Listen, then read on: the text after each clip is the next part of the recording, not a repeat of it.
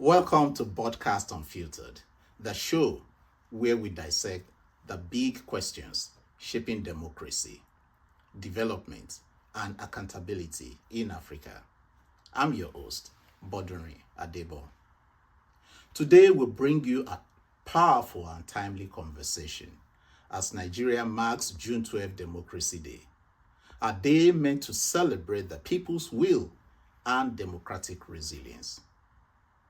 But 25 years into civilian rule, many Nigerians are asking, is this really democracy or a shadow of what was promised? From rising fears of one-party dominance, a stalled economy, and the shrinking space for dissent, the cracks are widening and citizens are growing restless. To help us unpack these issues, I'm honored to be joined today by someone who has lived, studied, and challenged Nigeria's political systems for decades. Professor Patrick Utomi is a renowned political economist, professor of entrepreneurship, prolific writer, and author. He is the founder of the Center for Values in Leadership and has played prominent roles in civil society, governance reform, democratic advocacy. He is a former presidential candidate and he was a pivotal member of the Brain Trust that spearheaded the formation of the All Progressives Congress in 2013. From corporate boardrooms to the front lines of political reform, Professor Utomi has never been afraid to speak truth to power. I'll be right back after this short break to introduce our guest.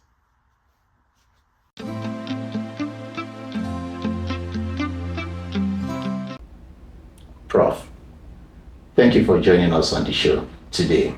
Great pleasure. I'm glad that I have a chance to sit with you. Thank you. As I said in the opening monologue, today is Democracy Day, as we fondly call it in Nigeria. June 12th is dedicated as Democracy Day. I will, as someone who played a very pivotal and prominent role in the struggle to actualize June 12th in Nigeria, I would like you to go back in time and look at where we are today in Nigeria. What does June 12th, this day, what does it mean to you? And, how does it compare to where we are now? Well, dreams are made of all kinds of stuff. Sometimes we're able to ride our dreams. Sometimes we're pained by the fact that those dreams were not attained.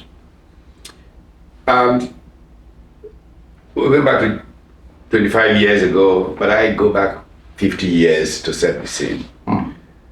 I go back to being a young undergraduate 50 years ago at the University of Nigeria, who believed that the essence of being educated is to be part of an elite that delivers a future to the people, that has a sense of duty and obligation to take Nigeria to the country that delivers the black man, literally speaking. Again, I've told this story many times, but indulge me. On the 6th of February, 1974, as a group of students, we had founded the Student Democratic Society, tried to overthrow the Student Union at the University of Nigeria, because 2 years before, Adekweju had been killed in Ibadan. Yeah. And the students were protesting. University of Nigeria had just come out of the Civil War. People were not interested in being disturbed. They just wanted to go to school. And, some of us said, no, that's not right. Human solidarity is central to human progress. We must identify with what is right. And so we began to organize students to protest.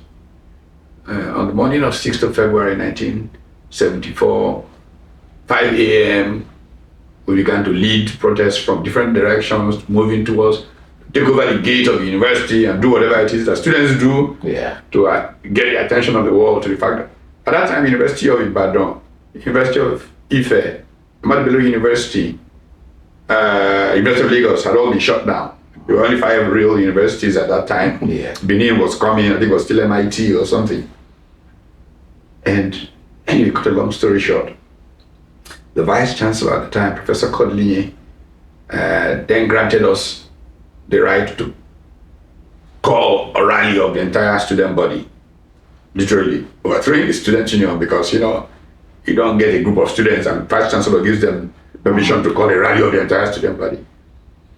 As the gentleman was speaking around 8 p.m., we used to call him Chairman P. Pinnick. There was a magazine article on him that very year that described him as Nigeria's first professional undergraduate. It was his 13th year in the university. And Pinnick got up to make his speech. And he said, today, the 6th of February 1974, will be remembered as a day when the people of these parts who were physically demobilized after the Civil War were finally mentally demobilized. Students went, and I thought, oh my goodness, today is my birthday. At 8 p.m., I had, because of the passion and commitment, I had not even remembered that the day was my birthday. So I say that to set the scene for the so-called activism through the years. Gone on to grad school and all of that, come back and try to build, as we could, a new country. Try to engage the military in many different ways to say this is not the way to do things, that's not the way. Then the elections, games were being played. First set was cancelled, and then the June 12th elections finally took place. Professor Humphrey Mosu, who had been my teacher at the University of Nigeria, was the electoral umpire. And people did not believe that Mosu would manage it well. He had come up with this option A4 and all kinds of things. He said, this man dancing around every time, this. I said to them, there's something about Mosu that makes me feel confident about him. So option A4 was put in place. It meant that you could take the score, the result, at every polling station. You were there, it was counted, everybody knew the scores, and everybody went home. I voted in Victoria Island, just by the ExxonMobil head of office. So I lived on that street, Aboyadeko in VI, in Lagos. Got my result, sent it off, we all posted our results. By that night, we knew what the outcome of the election was. 2 days later, I traveled to the United States for a conference. I was still in the US when the elections were annulled, and feeling really dehumanized, literally speaking, by the process. And even the way that I heard of it was a Ugandan who came to me on the conference floor and said, you Nigerians, every time Africa gets ready to make progress, you set us back. I said, what are you talking about? And that's how I heard of the annulment. I withdrew from the conference, went up to my room in Boston, and typed an op-ed piece that was titled, "We Must Say Never Again." I remember. And challenged everybody to do something about it. Yes. When I came back, it was published, I faxed it. Those days there was no email. Faxed it to the Guardian. They published it even before I returned to Nigeria. So before I came back, people said, okay, so what will we do? You said all these things, what should we do? I wrote a second piece. And I thought, okay, let's make it a movement now. It shouldn't just be me writing. Let me find co-authors. Atadoki Sisai, who I had known since my days as a youth cover at New Breed magazine. I called up Atado and I said, can you sign this thing with me? Atado was traveling out of the country that day, I believe. He said, I should read it out to him. I read it out to him. He said, it's okay, put my name on it. On the phone. On the phone, yes. No GSM there. No GSM, No mobile phone. no. And I called up somebody who came over to my house and read it and said, yeah, I will sign. So sent it to the Guardian with my name, that of Samoni, and at the deputy side. And then we called for a meeting at the engineering close in Victoria Land at that time. Incredible professionals or even Dr. Christopher Collade showed up at that meeting. This was the founding of the concerned professionals. And we insisted that as citizens, we had an obligation and a duty to make sure that a few people did not mismanage our future. So that will give you a sense for how passionate the whole June 12th thing was for me. And as you know, as the records show, I escaped 2 assassination attempts during that whole thing. The same people who shot Madam Kudirat Abiola were supposed to kill me. Of course, we know the story of what happened with Papa. Yes, Rewane and co.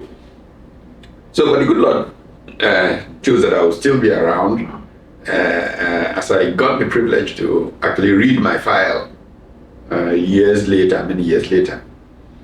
One day when they were giving the final instruction, if you don't shoot this guy, you guys are in trouble. They came back, waited around the Lagos Business School, waited where they didn't see me. Wondered, turned out I left the country that night on sabbatical. Nobody told me, I was just lucky. I'd come out to spend a year here to write a book, Managing Uncertainty. So that's how I escaped Abacha's goons. So June 12th was about freedom. And freedom was important for so many reasons. Look, you cannot develop without freedom. Now, then move into an area of my academic interest. Human progress is made possible by strong institutions. And institutions evolve, and freedom to engage, contest, and debate with others is part of the process of institution building. While I was out here during that period I was on sabbatical, I was so troubled by the situation in Africa, but I actually led a personal campaign on why the world needed an international criminal court. In my view, the International Criminal Court was required for 2 purposes.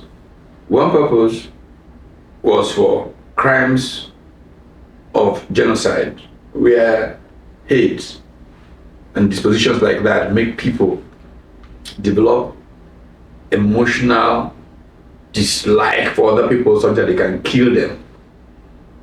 The kind of thing that happened in Rwanda or during the Second World War. The second one was what I call economic genocide.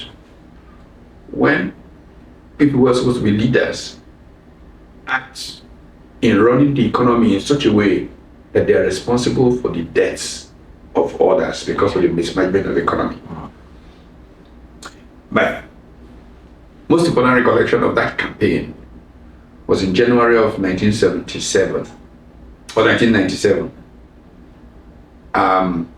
The editorial board of a Christian Science Monitor in Boston. Christian Science Monitor was a great newspaper. When I lived in America in grad school in the late 70s, it was generally considered perhaps the best public affairs newspaper in the world, the Christian Science Monitor. They changed strategy, focused more on radio later and stuff like that. But anyway, I had the privilege of contributing to the Christian Science Monitor when I was a grad student. So I knew the editors, at least David Annabelle, who was then the executive editor. And so they welcomed me to speak to them. When I finished analyzing how important, because institutions were weak in Africa, Africa needed supranational institutions to help contain the possibilities of abusing the state by African leaders. They shook their head and said to me, "But you're too idealistic, it will never happen." 2 years later, the Treaty of Rome was passed. Genocide, but not economic genocide. At least that was 50% we, in a manner of speaking. But as we can see, the weak institutions in Africa have left us in a position where we're falling further backwards in terms of the conditions of living on our continent, because leaders have chosen not to lead in the interest of the people, pushing their self-interest, using emotion, the most terrible emotion being ethnicity and religion, and they deploy it thoughtlessly without shame, and have made Africa a difficult place to have real democracy. My heart bleeds. Sometimes I feel like crying when I look at Africa. This is not what we struggled for. So that's what June 12 really means for me. No, thanks, Prof. And to that point you just made, that yes, there is the genocide that comes by way of war, but we also see the weaponization of poverty. And how that has also crept into how we produce leaders, on the continent. Because basically in many societies, Nigeria in particular, elections is about who brings, the biggest amount of money, to the table. They call it stomach infrastructure, but I think it's just the weaponization of poverty. You put hunger and you make people sell their vote for a morsel of bread. But still on the issue of June 12th, Prof, do you think we've honored the spirit of June 12th?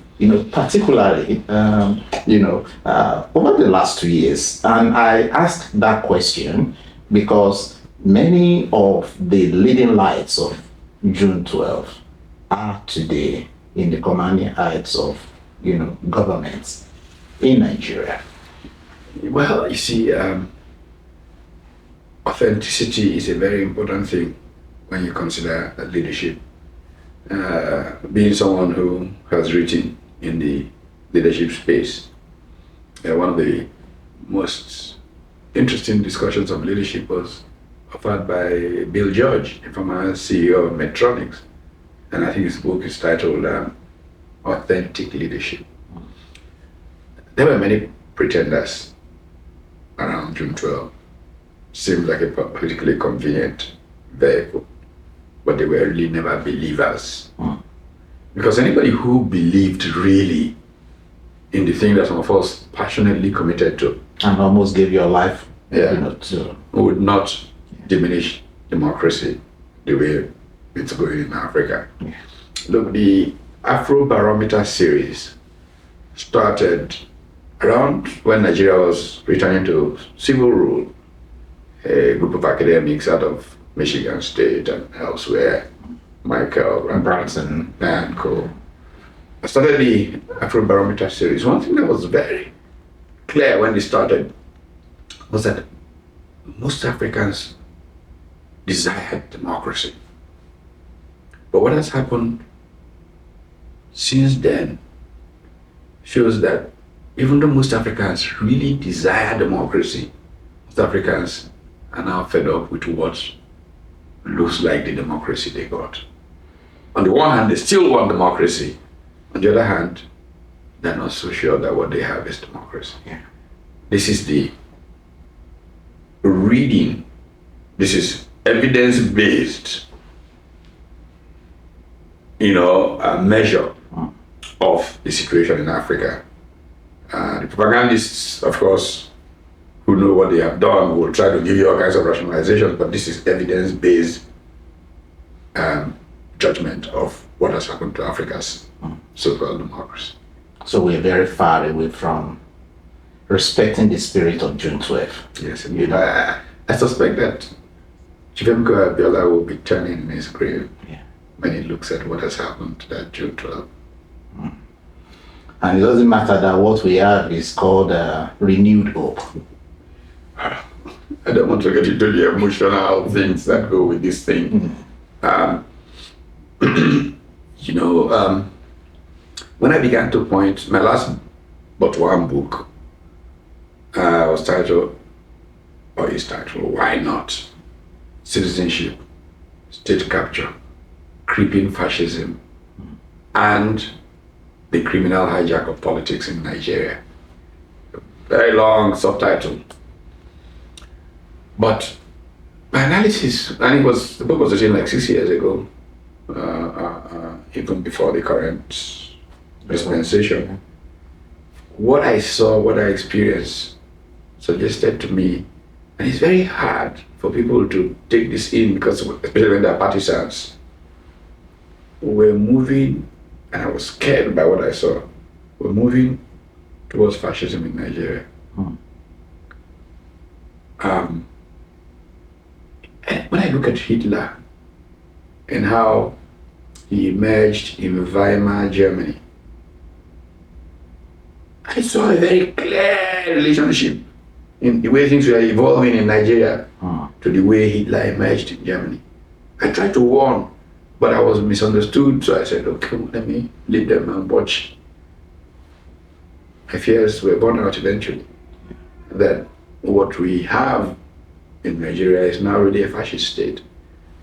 Government by propaganda and all of that. Very sad, very, very painful. Yeah. Well, so this takes me to, because you broach on issues that I think, borders on elitism, especially political elitism. It's now open season, transfer season. Football just the soccer league just ended in the UK, and discussions now is about who is buying what player. And now in Nigeria, it appears we have our own political transfer season with defection happening almost on a daily basis. Prof, do you think? What role do you think the elites have played in enabling what we are seeing right now? My critique of the Nigerian condition is not a statement about one government or a group in power. My critique is a critique of elite. Nigeria is suffering from a huge crisis of elite. Nigeria has gone through a collapse of culture, and most of the people who are active in Nigeria as elite, in proper definition, will not be called elite anywhere. Elite have a vision and mission for their times. Frantz Fanon, of course, puts it properly in perspective, and he says that every generation must, out of relative obscurity, discover its mission and either betray it or the people we call elite in Nigeria are so lacking in a sense of shame that they don't even know what mission they are betraying. So you look at Nigeria and all you want to do is weep. My emotions go back and forth. One day I say, we must fight and save Nigeria. The other day I said, I failed. Why am I worried? 50 years of my life, complete failure. I'm not blaming anybody. I failed. If I did not fail, Nigeria would be better. So I failed. Maybe others have their own share of failure, but my share is big because I put everything I had into it. I have bragged many times. I say, one of the things that brings Nigeria down is corruption.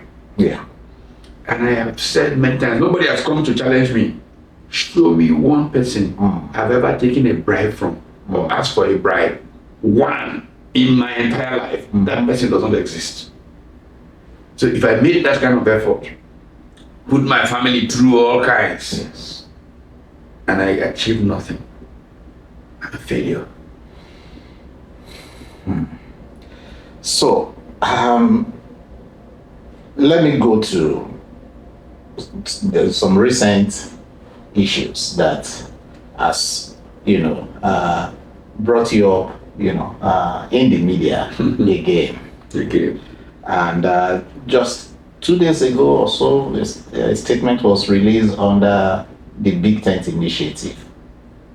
And as you were reliving your experience of June 12th and how you were actually marked out, to be eliminated, so I just want to ask, given some of these, the backlash of intimidation and arrest that, you've experienced in the past under the military, but now we are under a civilian administration. So how would you, what's your feeling about government's reaction, to this Big Tent Initiative?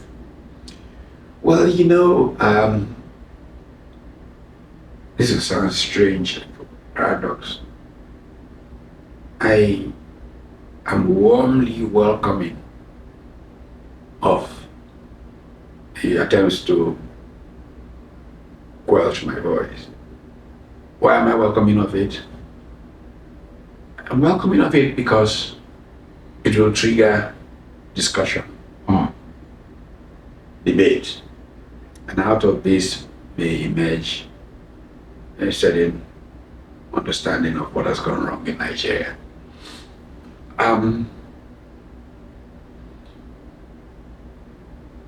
In most societies,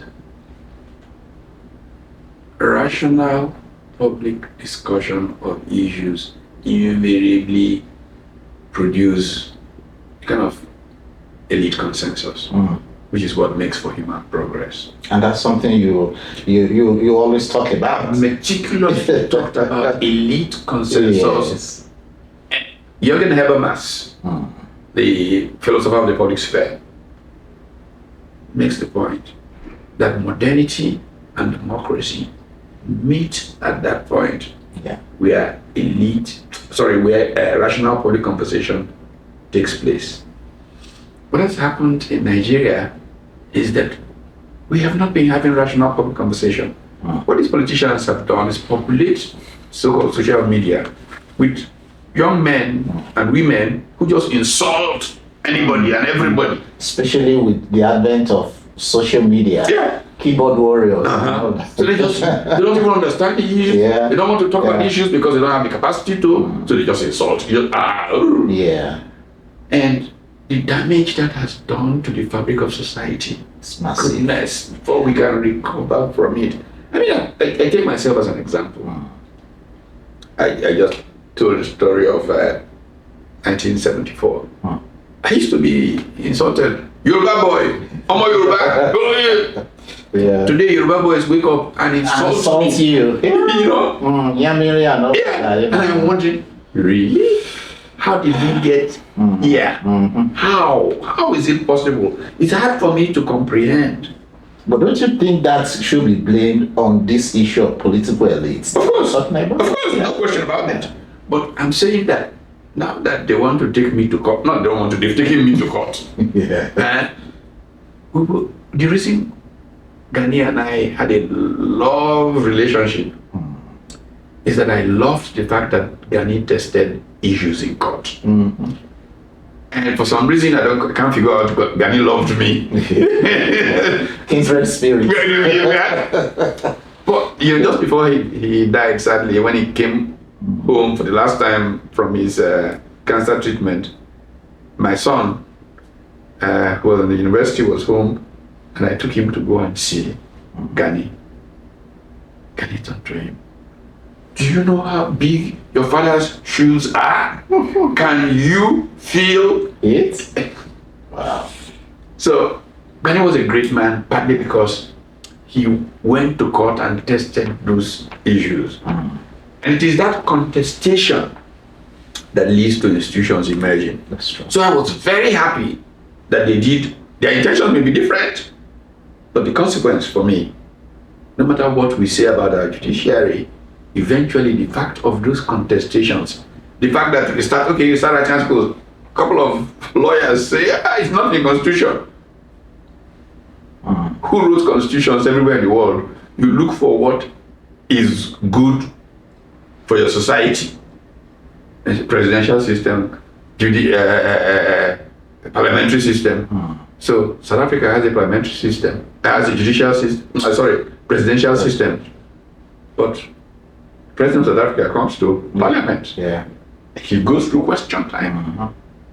Hey, is it the American system, is it the British system? So when you have those discussions, people become more enlightened. A priest from Nigeria sent me, he said, we didn't understand what shadow cabinet meant. Thank God you have opened our eyes that this is something that can enable us. I was going to ask, why did you call it shadow cabinet? Because that seemed to have riled of, some... They were looking for an excuse. Just something. Look, this thing that I call shadow cabinet, I've had it in place since 2008. Semantics. Yeah. So they were looking for something and they just latched onto it. Well, history will eventually judge, Yeah. All right. Thanks.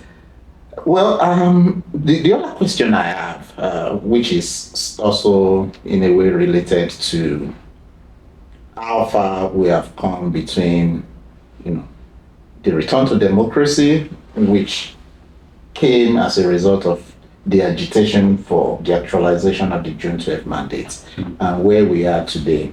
I know you were very prominent in the during the last election in 2023. You were really out there campaigning with one of the opposition party leaders, Peter Obi, to be precise. Do you think the current reaction of the government to some of these initiatives you put in forward is because of that? I mean, in fairness to you, you've kind of been distant from the APC, which I should also mention, you were one of the brain trusts that brought about the formation of APC in 2013. But at some point, you moved away. So do you think what you're seeing is the government reacting to the fact that, why are you against us if you were with us before? You see, I'm sure one day know that. My goal has always been what will advance the good of all the people of Nigeria. Partisan interest, power, and all of those have had very secondary place in my thinking. Now, as I reminded some people not long ago, I was at the table when the PDP was founded. How was I at the table? The concerned professionals, as the Abdulsalam whistle was blown, had a meeting in my office on the Hotel in Lagos to decide, should we participate in 1999 or not? It was a strong debate because even online, well, not online the way online is now, by email and yeah. It was quite a debate. Yeah, a group of people took the position that, look, we're professionals who came out as citizens to say this is the way our society should be run. Now that we are returning to civil rule, let's leave the politicians to go and determine that. A number of people, and I have to say this, led majorly by Donald Duke and the late Waziri Mohammed, said, look, we have fought this battle to return Nigeria.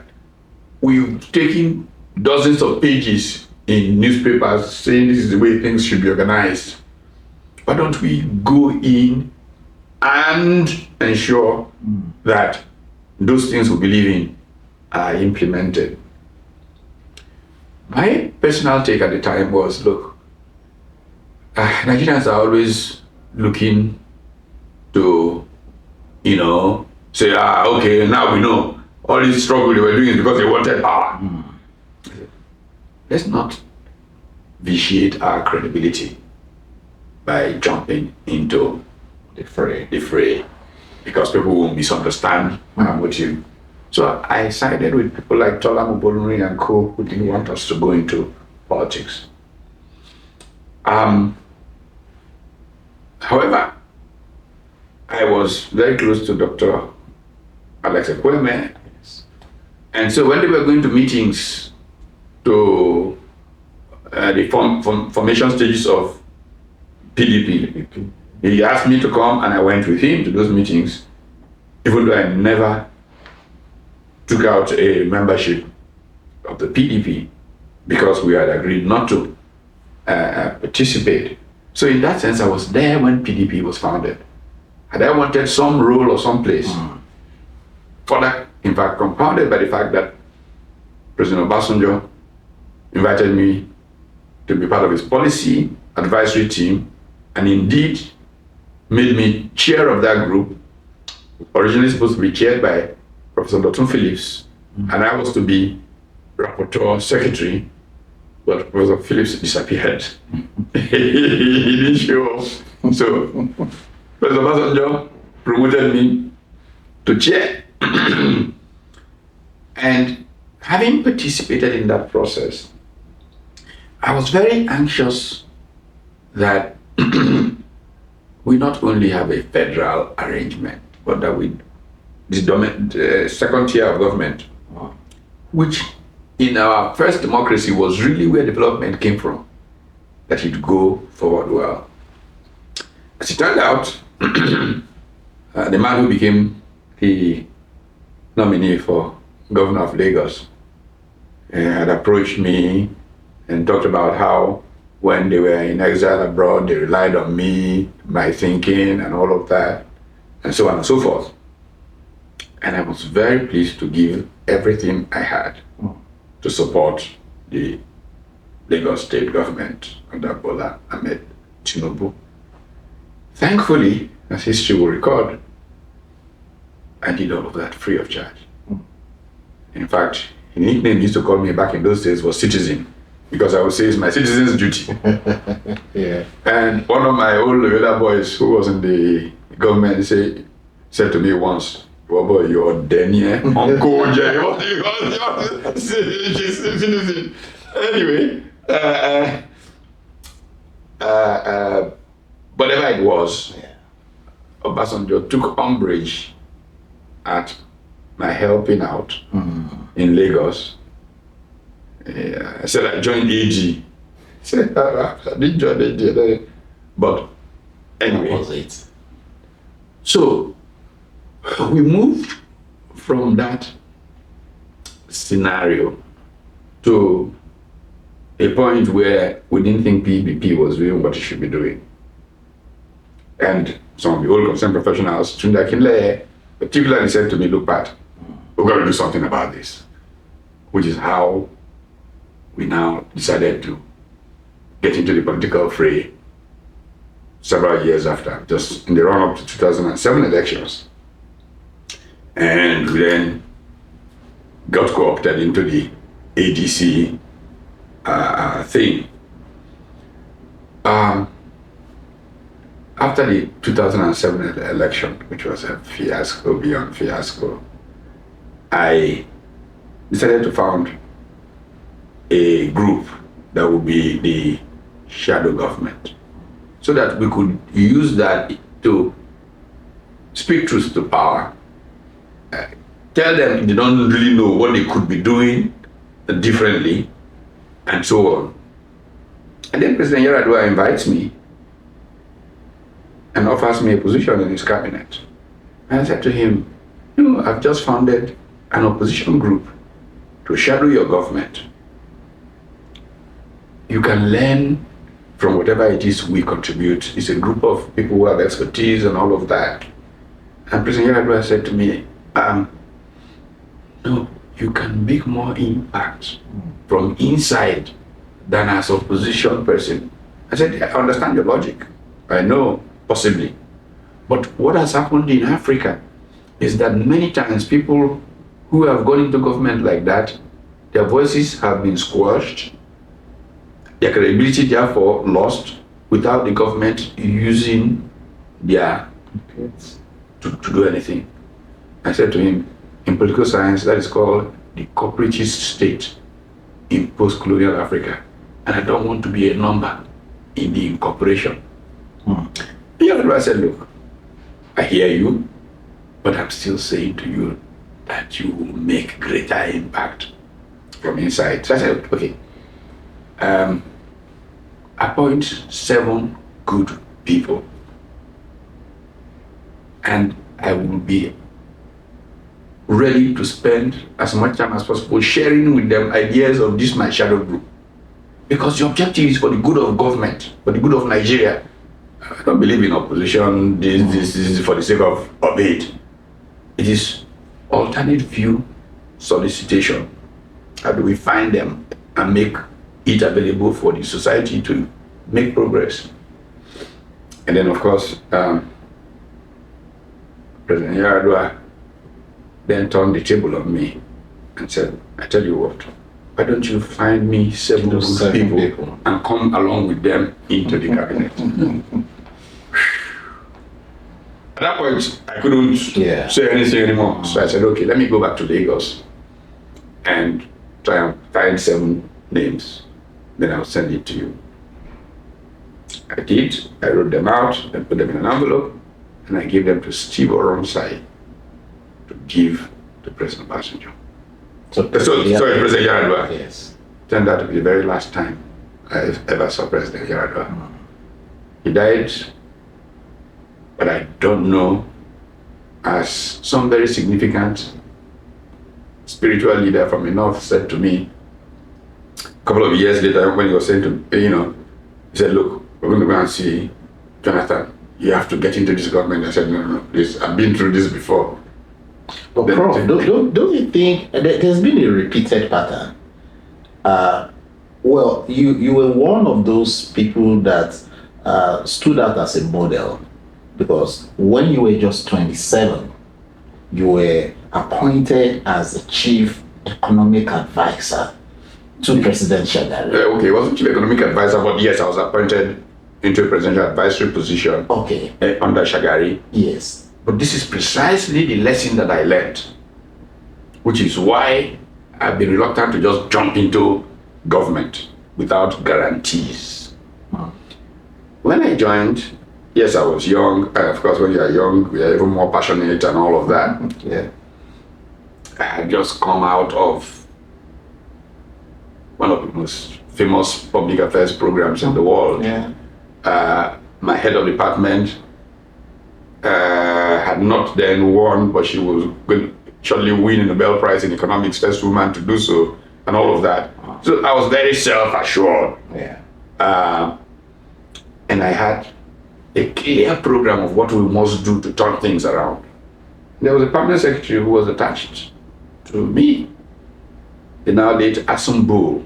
Yeah. So every day I come, I won't sleep all night.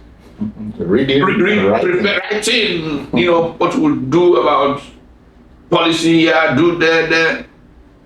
When I will share it, Mr. Bro will shake his head. Say, doctor, if you do this, you will step on that too. You do that, you step on that knee. So I was getting frustrated.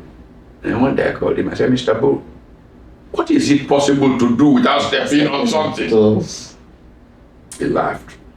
His laugh was like, my friend, you're a small boy, you don't know what is going on. And I saw that.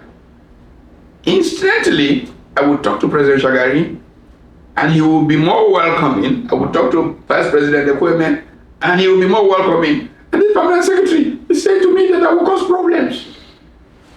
So the coup then took place. As far as I was concerned, I was saved by the bell. And I was determined that I would not accept a position in government unless I had certain guarantees that will enable that tenure make impact. But don't you think that by itself, because I mean, you've relived some of the key moments in the way activists, in particular, reacted when the opportunity opened up in 1998, for the return of democracy. And I've listened to, yourself, I've listened to the likes of Agbakoba, Ayobe, Clement Nwankwo, and several other people. That was a missed moment, if we are being sincere. No, I accept that. Yeah. So is it then proper that we should be setting these conditions, which, in street parlance, they may say we are being idealistic?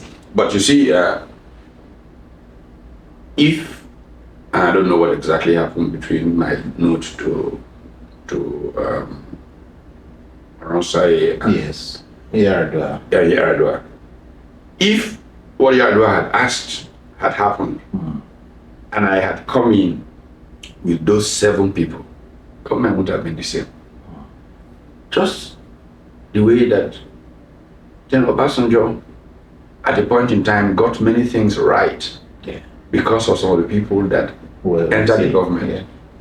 Obviously, he and I had enough of our fights. And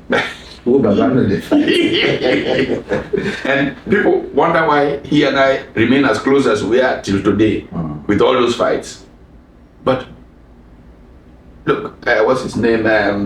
The late Chief Sunday Awoni. Yes. Said to me one day that part of his quarrel with Baba was that he was so excited about me. He went to Obasanjo to say to him, look, this person should be appointed this. And Obasanjo said to him, do you know him? I know him. Can you control him?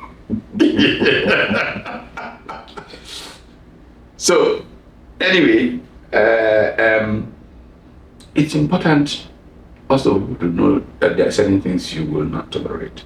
When I was talking to President Yar'Adua about this thing, I give him an example of Dr. Emmanuel Nsan. I don't know if you remember him, he was Minister of Health. Yeah. He was appointed from being president of the NMA, Nigerian Medical Association, which was a very radical group at that time. Entered government, and he was used to destroy the NMA. Till today, doctors hate him with a passion. And Madam Nsan, I believe is still alive, has been a non-person politically. So why risk that without ensuring that you can really make a difference? And that's the point I was trying to make. It's not that I was being after all, like you said, I accepted that position at 27. And in fact, when I was told I was being appointed, I said, to replace one of my professors, Udeniwe, I said, why? That was my question. He said, look at this people. This young man, he's telling us we don't know what we're doing. We're asking him to come and do, he's asking why. But I learned a lesson from how the structure of government is, so that anybody who really wants impact has to demand guarantees. Well, thank you. As we begin to bring this interview to a close, I cannot but still feel the passion that is still oozing out from you about, let me say, Project Nigeria. Despite the disappointments, the letdowns, and even the current travels. So let me ask, what gives you hope for Nigeria? I guess the fact that I have made the chosen area of my academic endeavor institutions and economic performance. And I recognize that it is not a straight line. We romanticize history sometimes, but it never happened as smoothly as we sometimes make it out. Look, there's a general agreement that Christianity shaped Western civilization. Whether it's academia or academics or whatever, came out of the Catholic Church. But there's a book how the Catholic Church set Western civilization or something. There's another one by Stark. A sociologist rethinks history and Christendom. People forget that for nearly 300 years, the followers of Jesus the Christ were persecuted, hiding, running, until nearly 300 years after, when the Emperor Constantine accepted the Christian faith. Human history has been set by it. There are many times I've been on the verge of giving up on Nigeria.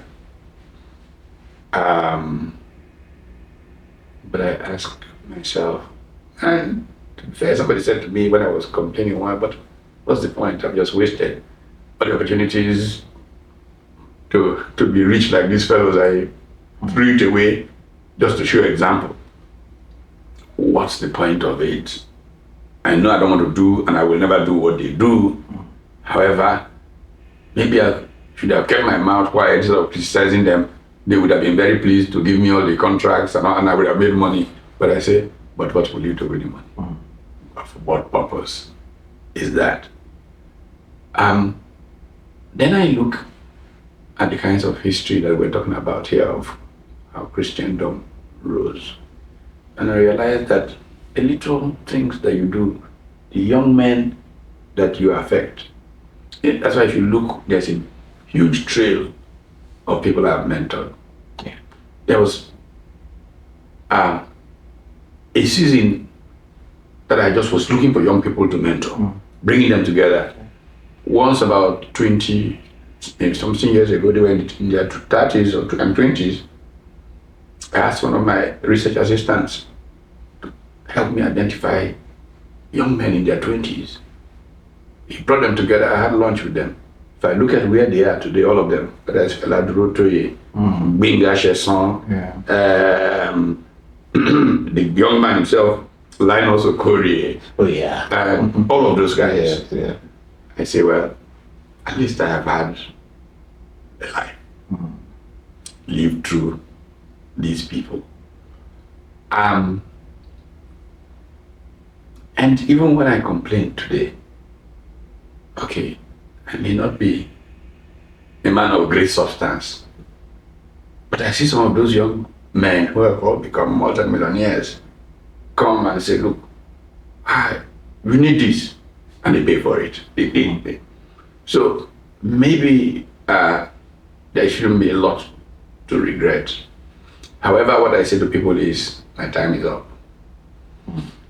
Look, in a few months I'm going to be 70 years old. Very, very long ago, I told my children,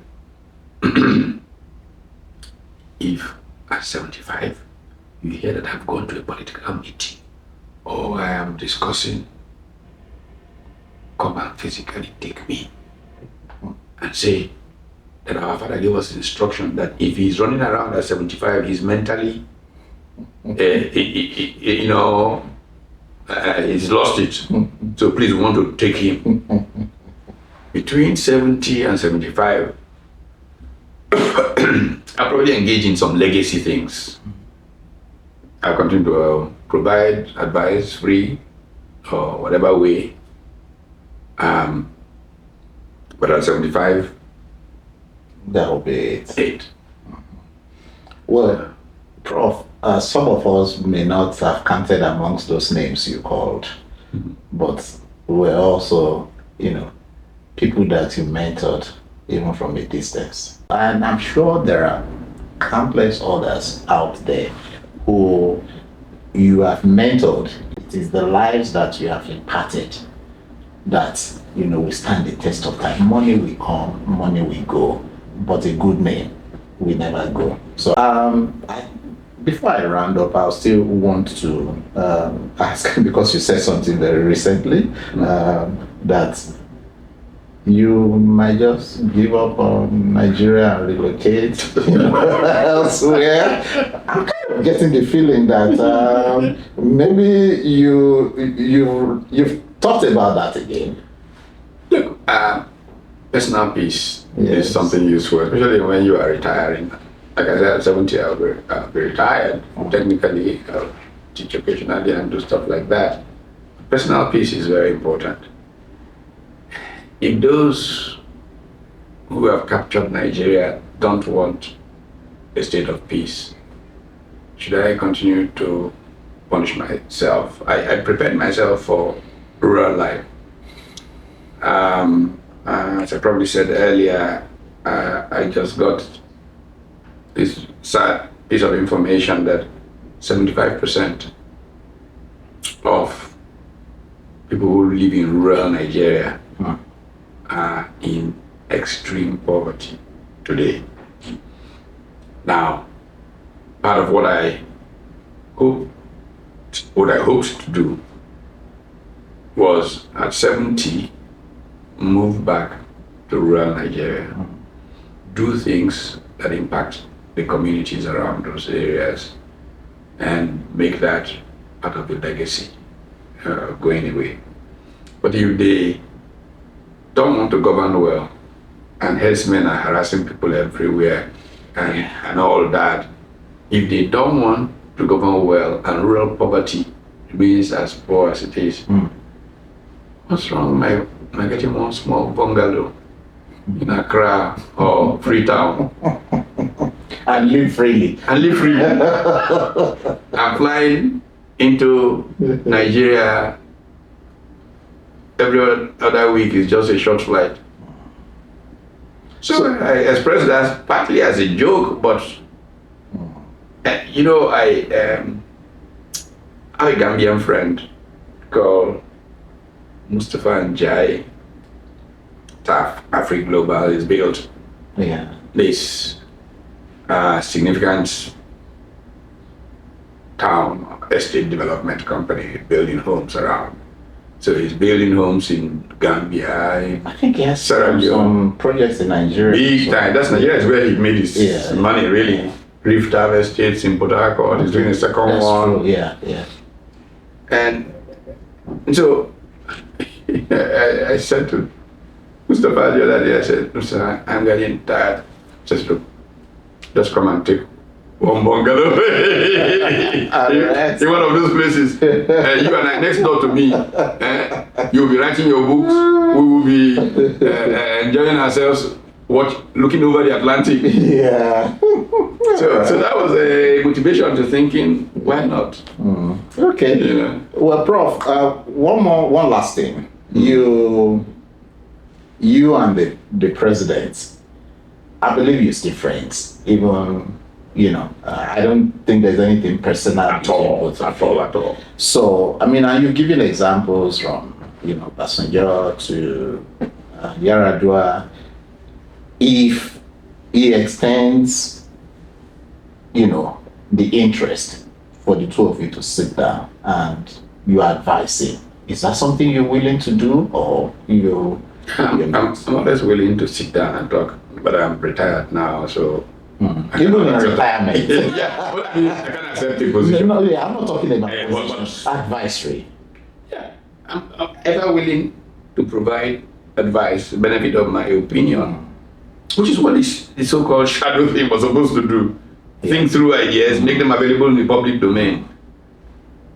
Yeah, we're not quarreling. And that's one of the problems in Nigeria. People can't understand principles.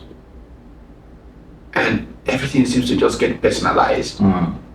None of these people, in fact, just like I can say very clearly, I've never taken a bribe, I can say clearly that I have no enemy.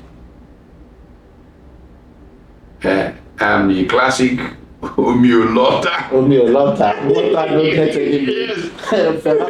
Yes. Yeah.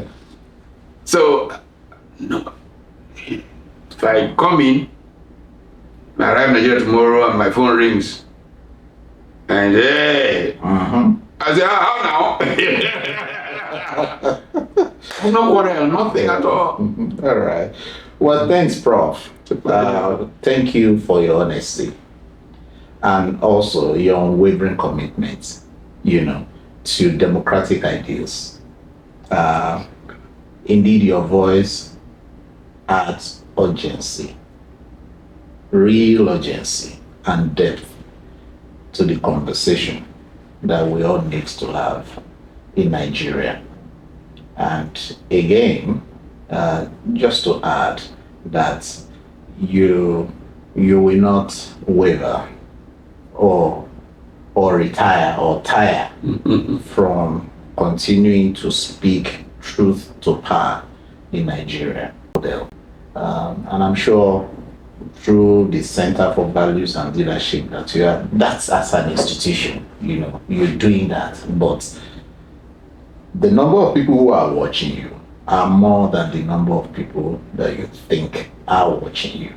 And we need, people like you who can say with all boldness that if I've ever taken a bribe of 1 kobo or 1 million or whatever, anyway, come out and say it. And so many people who can stand up and say that publicly because you're a role model.